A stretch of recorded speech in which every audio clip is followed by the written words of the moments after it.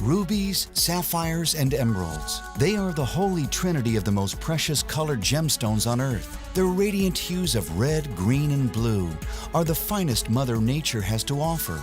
For thousands of years, pharaohs and emperors, kings and queens have all coveted these beautiful, lustrous gems. The royalty, the Maharajas in India, the royal families in England, these people have always collected the gemstones because it was not just a sign of wealth, they considered it a sign of power. These 3 gemstones are true miracles of nature and are rarer even than diamonds. Their timeless beauty inspires love, passion, and loyalty. And with proper care, their durability ensures that they can be handed down from generation to generation. Join us as we travel to remote mining towns, visit the world's finest gem cutters, and discover the secret world of these 3 precious gems.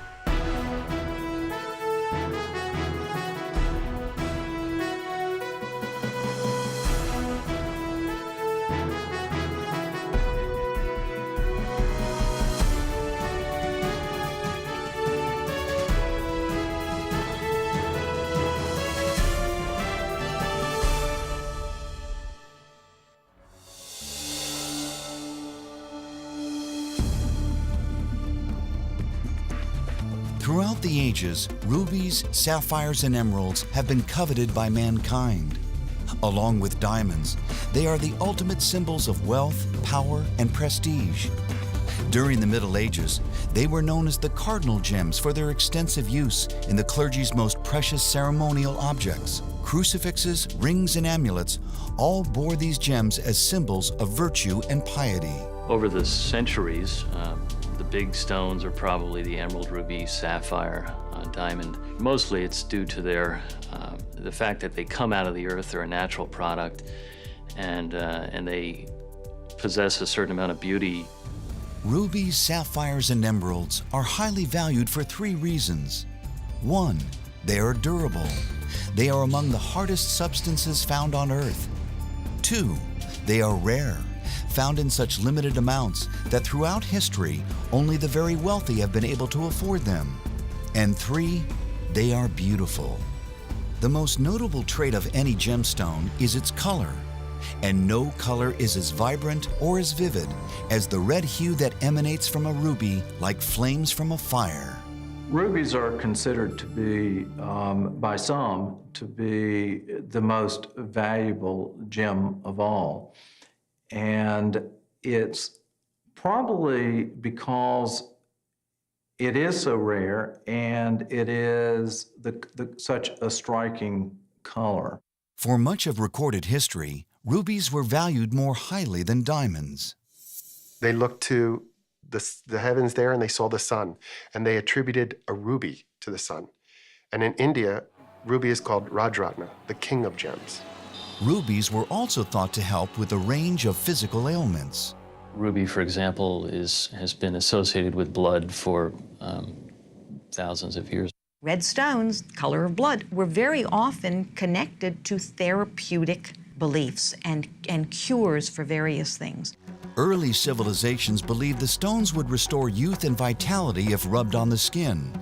And if worn into battle, as some brave warriors did, they were thought to bestow invulnerability. Once rubies were introduced to Europe in the early Middle Ages, royal families clamored to own as many of the red gems as they could. But until the 18th century, all red gems were considered rubies. Thousands of years ago, they had no way to identify a gemstone otherwise by its color. So if it was red, it was a ruby. If it's green, it's an emerald. If it's blue, it's a sapphire.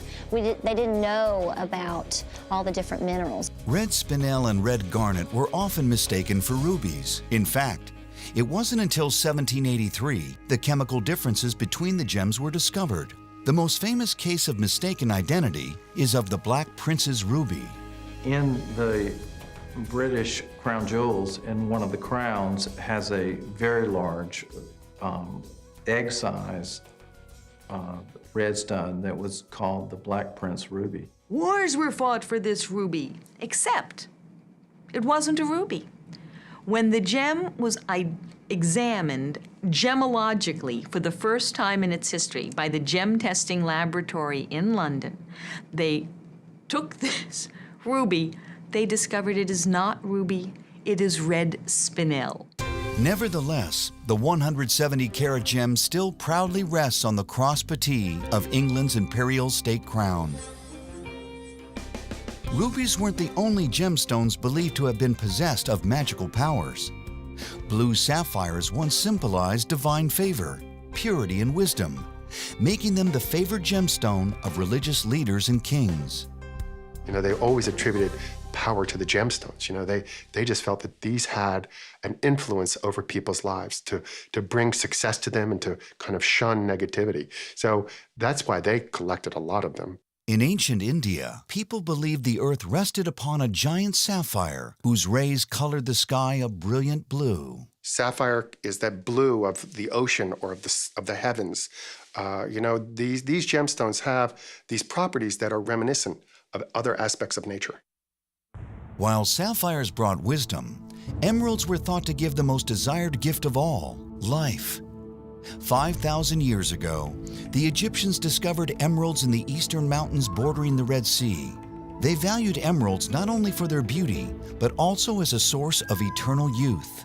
Green gems were often associated with rebirth, regrowth, faithfulness. Egyptian pharaohs were entombed with emeralds, believing the gems would keep them young in the afterlife. Any place that you can find emeralds, they would have definitely been highly, highly prized. When Spanish conquistadors reached the New World in search of gold, they were met by Incans heavily adorned with emeralds and other gems. Emeralds were sacred to the Incans.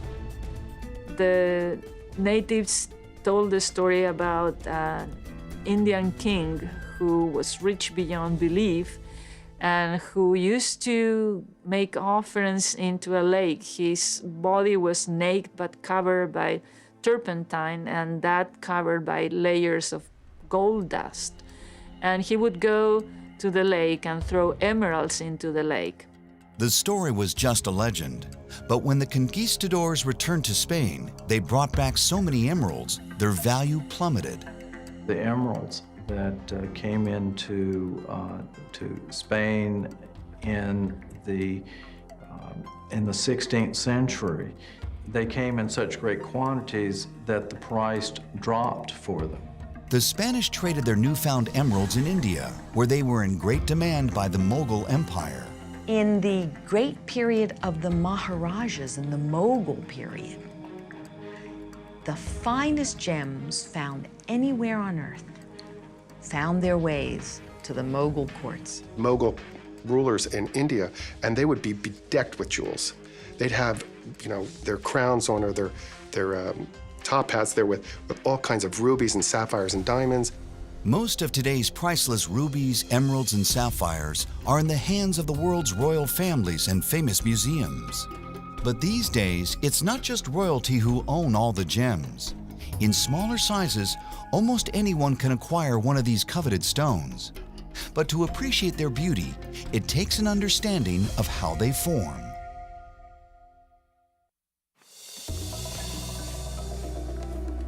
Gemstones form deep down inside the earth, where magmatic and metamorphic processes take billions of years to shape them into crystals. Although rubies and sapphires look different, they're essentially the same.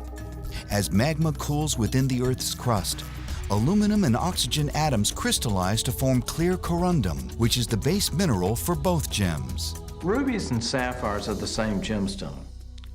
They're both corundums. The only difference is the coloring agent. Trace amounts of iron and titanium make sapphires blue, and chromium makes rubies red. But there can be several other colors as well. Sapphire can also be purple, can be yellow, can be pink, can be an orangey pink, can be a whole variety of different mixtures. Rubies and sapphires are not only pretty, they are also extremely durable. On the Mohs scale of hardness, corundum is a 9, second only to diamonds at 10. But the scale is relative. Diamonds are much harder than rubies and sapphires, or any other natural substance known. But rubies and sapphires are much harder than emeralds, which have a hardness of 7 to 8. The durability of a gemstone is a direct result of how it forms.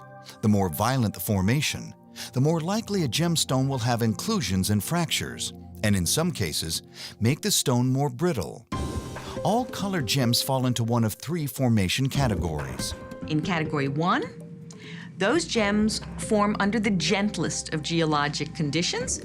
Then there's Category 2. They form under more difficult geologic conditions. Sapphires and rubies, as products of volcanic activity, are Category 2 gemstones. It's not uncommon to see inclusions within their crystal structures. Emeralds, however, fall under Category 3. Category 3 gemstones form under the most violent geologic conditions. And because of the violent conditions under which they form, they are more prone to have cracks and other features that are readily visible to the naked eye in most cases. Emerald is the classic example of this. Emeralds are formed during intense tectonic activity. For example, when the Earth's crust folds and buckles to form a mountain range. When this happens, trace amounts of chromium or vanadium bond with the clear beryl silicate, creating beautiful green crystals. But when a mountain range is created, a multitude of minerals are forced to mix together. Some of these minerals get inside the emerald as it forms, creating tiny but numerous inclusions. Emeralds have so many inclusions normally that a poetic way to define the inclusions is by calling them an emerald garden. And an emerald garden may be formed by included crystals plus fractures, which are also common within emeralds and in the gem trade are called feathers. Inclusions visible to the naked eye are accepted in emeralds, which have the most inclusions of all gemstones. Those inclusions can also be considered the emerald's birthmarks, identifying where it was formed. It is possible to tell the origin of the emerald by looking at the inclusions. The emeralds from Africa have tremolite needles, which are an amphibole crystal. The emeralds from Brazil may have biotite. So all those are identifiers of origin and are identifier that the emerald is actually a natural one. It's virtually impossible to find an emerald without some internal defect. But with all gemstones, the higher the clarity, the higher the value. If you find an emerald, for example, that's typically included, that is fairly free of inclusions, well, that's a very rare thing, and the stone would be quite valuable. In rare cases, specific inclusions inside an emerald will create desirable patterns, raising the value exponentially. These are called trapezie emeralds and are only found in one small mountainous region of Colombia. A trapezie emerald is an emerald that has inside some pattern that resembles the spokes of a wheel, and the cartwheel pattern is formed by inclusions of graphite that follow planes within the emerald. The best trapezie emeralds are deep green and have well-defined rays that meet perfectly in the center. Most people have never heard of it. Most gem collectors or gemologists have never really seen it.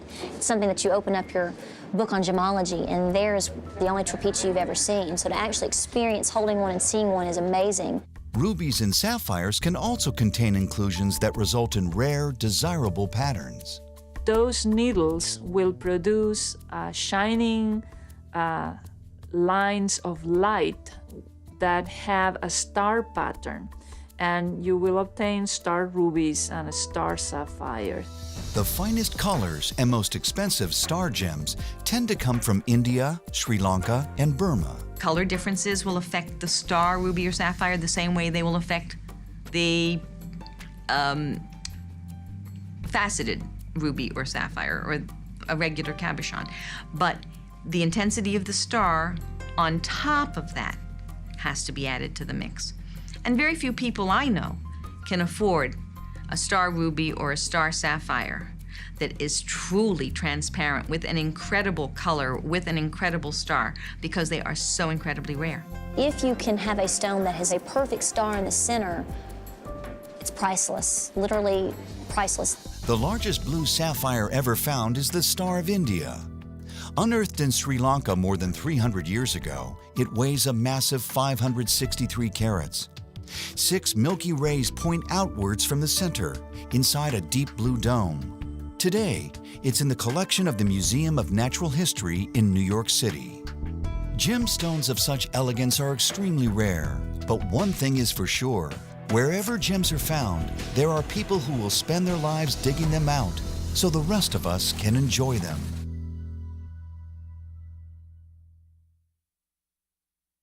Gemstones are found in geological pockets all over the world, usually in very remote and rugged locations. Sapphires come from Sri Lanka, India, and Burma, to name a few places. But the largest sapphire field in the world is in central Queensland, Australia. The Anarchy Field covers an area of almost 350 square miles. Since the 1870s, dark blue sapphires have been found here. But green, yellow, and even pink varieties are also common. 50 million years ago, massive volcanic activity rained down corundum crystals and other gem-bearing rock across the area. On a line just on the Tropic of Capricorn here, it seems that the conditions way down the Earth's mantle when these volcanoes were exploding had exactly the right ingredients or conditions in the rock to form the sapphire. Over time, more layers of volcanic dirt and ash covered the wash, the layer of ancient gravel where the sapphires are found. Peter Brown lives in the township of Rubyvale, where he's been mining Anarchy sapphires for over 30 years. We've got the basement, the decomposed granite. We've got a layer of gravel and rocks. And then we go up to sandy layers and that here. This riverbed, or ancient riverbed, was laid down something like 50 million years ago. You can imagine the sapphires were blasted out of the volcanoes, dumped on the surrounding landscape, a few kilometres around here, and then with these massive rains, washed into these valleys.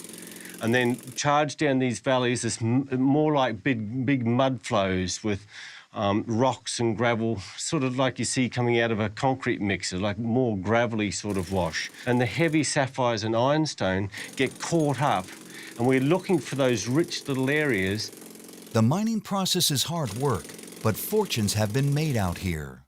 I went out to Glenalva after a big downpour one day just to go specking, what we call walking around looking on the ground, and just picked up a 40-carat rough one. You go out there and just wander around the bush and you can have a chance of picking up a stone like that. They say, you know, or come to the sapphire field, you could stub your toe on a fortune. In another part of the Anarchy Field, Ray Richardson runs one of the few commercial mining operations. We've been down mining this area for about 3 years. We've done extensive drilling through this new area and found this new deposit of sapphires here. Sapphires are not typically found in a host rock like diamonds. They are loose and occur randomly. Once found, they need to be separated from other minerals. In mining operations like Richardson's, excavators dig down to the wash and remove the gem-bearing dirt. Then it's transported to the wash plant for closer inspection. It goes through the procedure of washing it. It goes through a trommel which sizes the material. We only wash up to 15 millimetres over that, because in this area there's not a lot of big sapphire. So the rest of it's discharged out through the trommel, and then inside the trommel it's all scrubbed, and high water pressure hits it in there and cleans it all up, and from there it goes through the pulsators, and that's what catches the sapphires. The sapphires are collected in buckets, which Ray takes home for sorting with a magnetic separator. And as the material travels out along this little conveyor belt, the ironstone sticks to it and gets dragged back underneath, and the sapphires and any other material, quartz and stuff like that, goes forwards, of course, falls into the front bucket. The rough sapphires are separated by hand from any other materials, and then further sorted for size and color. Then it's off to Bangkok for cutting. We cut them into 8 or 10 different shapes and sizes. Emerald cut, baguette, marquee, oval, round, princess square, trilliant, virtually any shape. And in all the sizes from 2 millimetres up to 6 or 8 millimetres, so all shapes, all sizes, yeah. Once the stones are cut, they're calibrated for size and sent to jewelers around the world. Anarchy may be the largest sapphire field in the world, but it's no longer the most prolific.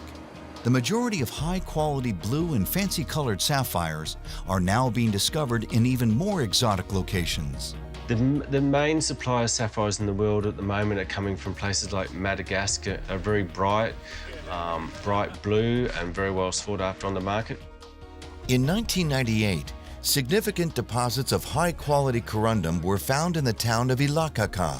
The discovery sparked a mining frenzy, swelling the population from 40 people to thousands of hopeful prospectors.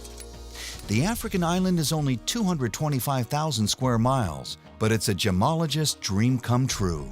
Madagascar is like one of these great treasure troves that has really hit the scene in the last decade, producing new gemstone after new gemstone.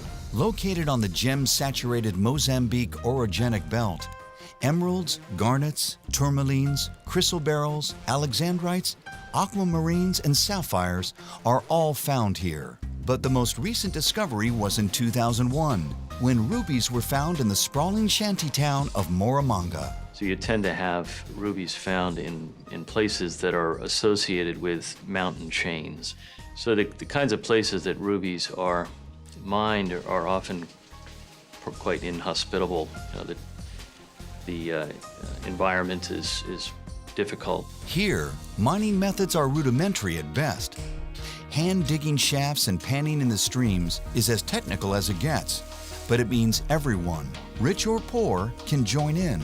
You see these people work so hard, digging in there with primitive tools, and this is the way it is. It's the same process now as it was thousands of years ago, and everywhere in between.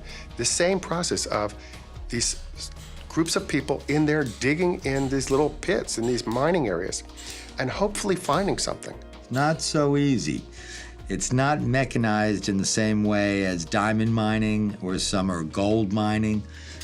It's still a hit and miss. You could be 10 feet off. You could be 6 feet off and not even find the vein.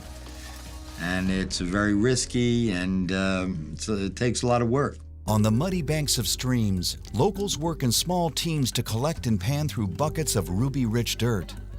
Nearby, men are digging holes 8 feet down and 2 feet wide. When they reach the wash level, they dig the dirt out laterally with picks and shovels. It's tough work for hopes of a big payoff. Rough stones are cleaned and brought into the town where the townsfolk lend a hand sorting them into piles of color and size. Malagasy rubies tend to be purplish red to very dark red and are generally quite small. However, some areas have produced rough transparent crystals yielding faceted pieces as large as 12 carats. These specimens usually contain inclusions of zircon or rutil. Fine quality ruby in large sizes is very hard to come by.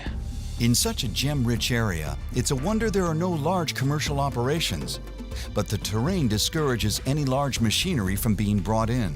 Madagascar is really rough. It's really rough. And when people think rough, this is like really rugged to go there. To get to Moramanga from the capital of Antananarivo, it's a day of driving, followed by a full day of bushwhacking through the dense jungle. These stones, by and large, come from very remote and exotic areas, places like the Andes Mountains in South America and Colombia, Madagascar, Mozambique, Burma, Sri Lanka. They're very remote, a lot of times in a jungly region. Foreign gem dealers who come to Madagascar do not venture into the remote mining towns. Instead, they work from trading huts that are established in major townships like Andalamena. Miners from Moramanga and other boom towns trek in and out daily, trading gems for cash. But Madagascar isn't the only country blessed with such a dizzying array of treasures. Tucked away in the hills of eastern Brazil lies the bustling town of Nova Era.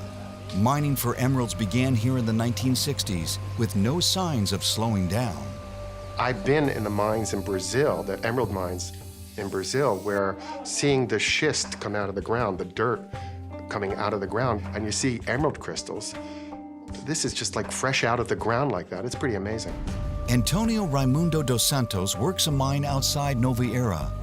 It's a typical setup.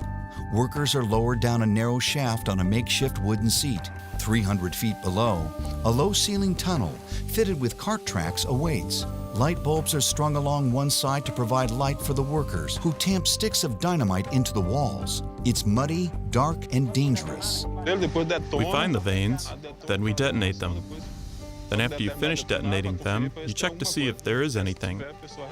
Then if there is, the guys gather them and bring them up here. Up on the surface, other workers winch cauldrons of dirt up from below and empty them onto the ground. Rocks are divided up by size for sorting.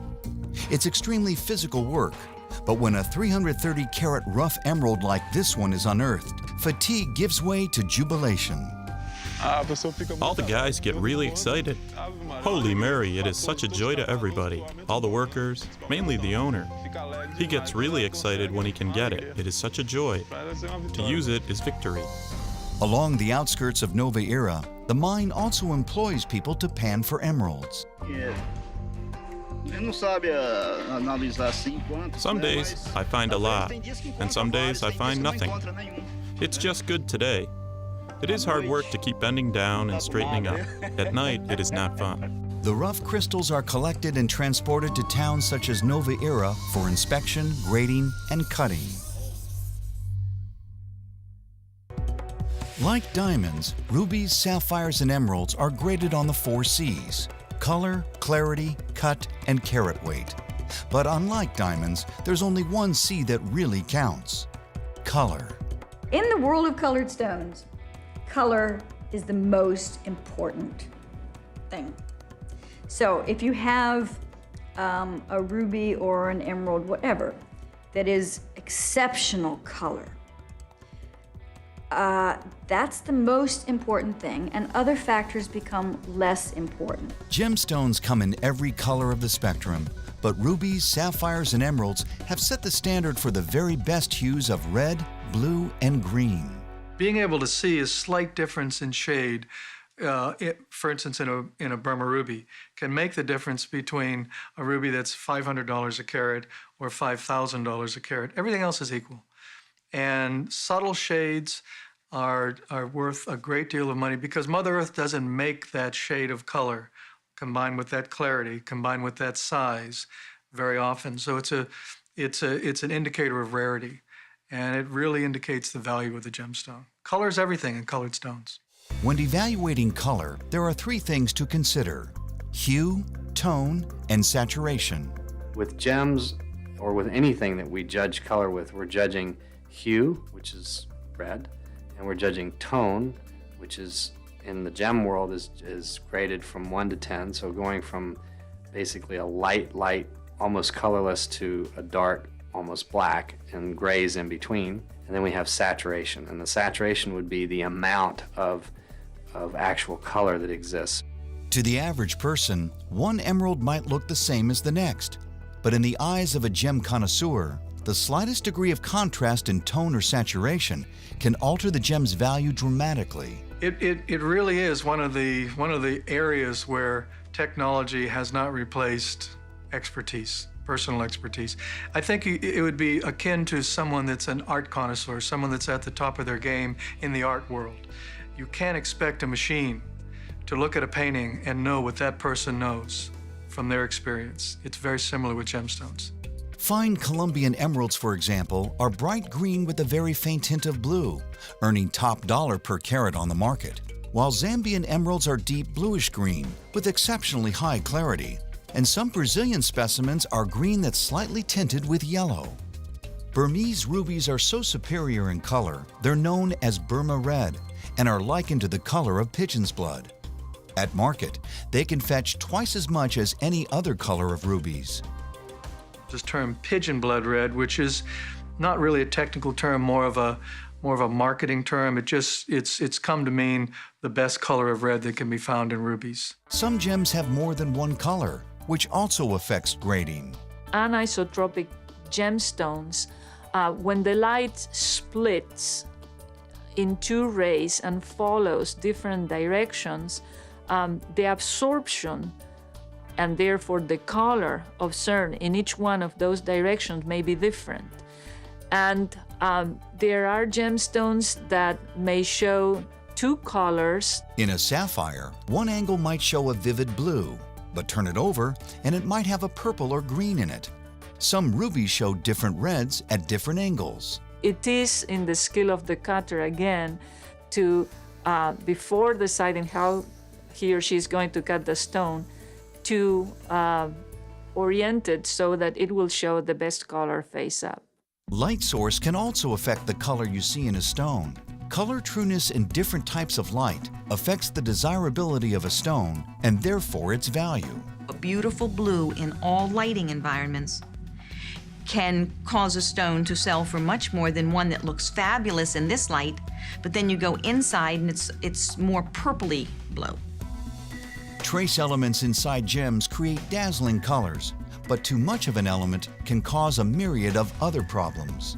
Unfortunately, with emeralds and rubies, very often the element or the trace impurity that gives it the color, the fine color, which is usually chromium, is the same element that stresses the stone. During formation, atoms of chromium replace atoms of aluminum of the host crystal for both rubies and emeralds. Once the gem is unearthed, the chromium absorbs all the wavelengths of light except those we perceive as either red or green. But too much chromium will make the ruby or emerald brittle, and it can break.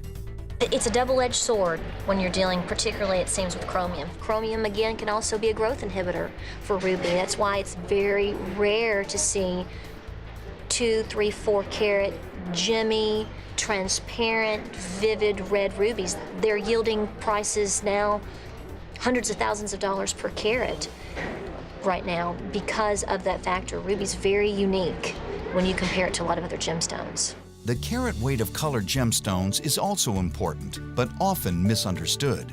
The actual weight of diamond, for example, is lighter than ruby and sapphire and heavier than an emerald. So if you had 3 stones that all weighed 1 carat, a 1 carat ruby, a 1 carat emerald, and a 1 carat diamond, and they were all cut in the exact same shape and at the same proportions, the ruby or sapphire would look almost 25% smaller than the diamond, and the emerald will look larger than the diamond. No matter what the carat weight, an expert cut can add tremendous value to any sized gem. It's what makes the stone come to life. Colored gems are usually mined in one country and are sent to another for cutting. Thailand's tradition of cutting sapphires and rubies dates back centuries. A lot of the sapphire and ruby are cut in Thailand. But there are cutting centers all over the world, but the bulk of those will be cut in those areas. In the case of emeralds, Brazil is one country that has become known for both its rich mines and highly skilled cutters. In the town of Nova Era, lapidary Saulo Miranda cuts up to a dozen emeralds a day. My favorite stone to work and cut is the emerald, because I was practically born in an emerald site. Here, emerald cutting techniques are passed down from generation to generation. My uncles and parents worked with the emerald, so this is a stone I have always been around, since I was little and I learned how to cut. Emeralds are so difficult to cut.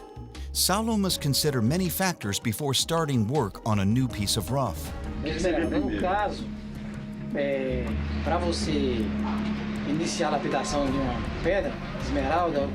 For you to start cutting a stone, you will weigh it to see how you will use the stone, and then you will see where you will saw. If you have inclusions, where you will draw the saw to see the position you will form. You have to analyze the position of color, the crystallization, for you to give it shape.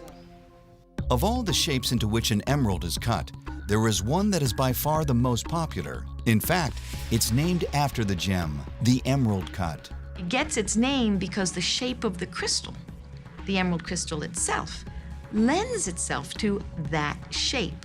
You can almost see a box inside a box inside a box, and it can create a very lively stone. The emerald is a stone that you cannot waste. A good stone must be used to its maximum, so that you can earn more in terms of carats. In fact, most of the time, colored gems are cut to emphasize or highlight their natural crystal structure. Sapphires and rubies, because of the way the rough occurs, are usually cut in what we call a cushion cut, which is sort of think of a cushion as a round with squared corners, or a square with rounded corners. After gemstones are cut, they are often treated to enhance their natural character and beauty. Emeralds are typically treated with an oil or resin to fill fractures and hide surface imperfections. Emeralds are routinely oiled to enhance their beauty. It's not improving their color, it's improving the clarity. And this is going back to the times of Cleopatra. It's actually noted that emeralds were actually oiled to make them more beautiful. So it is a very standard routine practice for emeralds. By putting a colorless oil into those cracks, it provides a medium through which the light now doesn't stop and get scattered, it travels through. So it eliminates that whitishness. So you can actually more accurately and precisely grade the most important factor affecting the value, the color. But oiling emeralds is just one age-old treatment. Sapphires and rubies benefit from heat treatment. Inside the earth, extremely high temperatures are crucial to gemstone formation. So heat treatment is like a continuation of that natural process. In Queensland, Australia, where the majority of sapphires are a dark inky blue, Peter Brown uses heat to treat rough crystals in his lapidary workshop. So these are sapphires that I've decided need the heat treatment to lighten some of them and then to take the silk out of some of the other ones, all the different colours. We put them in a little sapphire crucible or corundum crucible.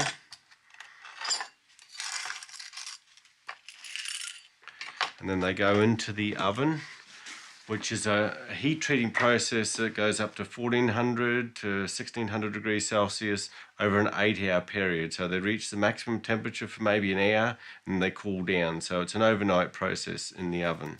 A special computer program controls internal temperatures inside the oven.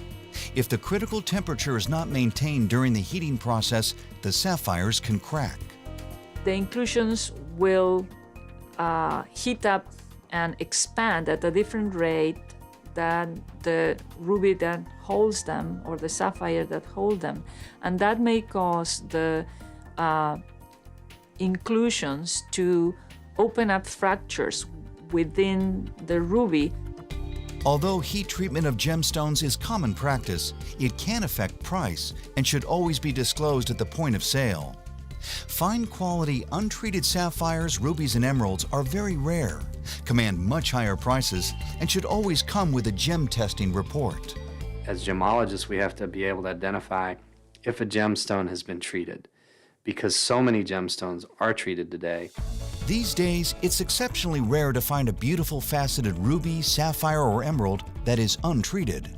Without modern-day heat treatment, none of us would have a job in the jewelry industry. There would not be enough rubies and sapphires to meet any of the demand that exists on Earth today.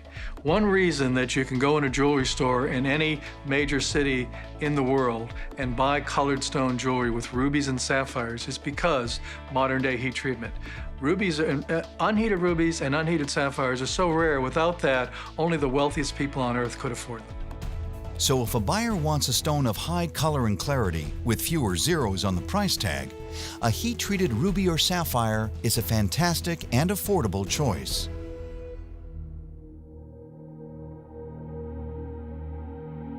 The elements, minerals, and geological conditions required to form gemstones so rarely occur together within nature.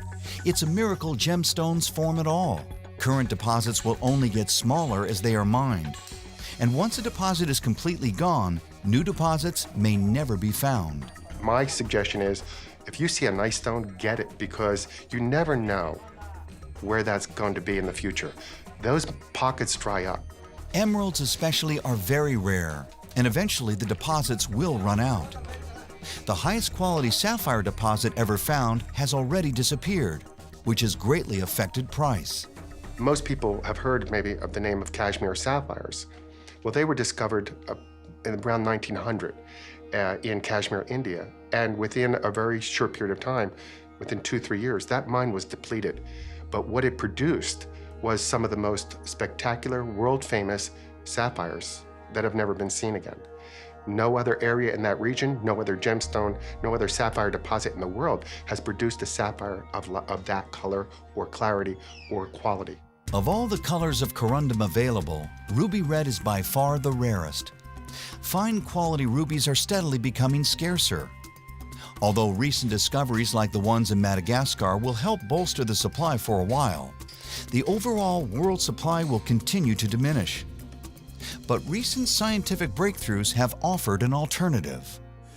In 1902, French chemist Auguste Verneuil perfected the flame fusion process, a quick and easy way of creating synthetic gem boules or crystals.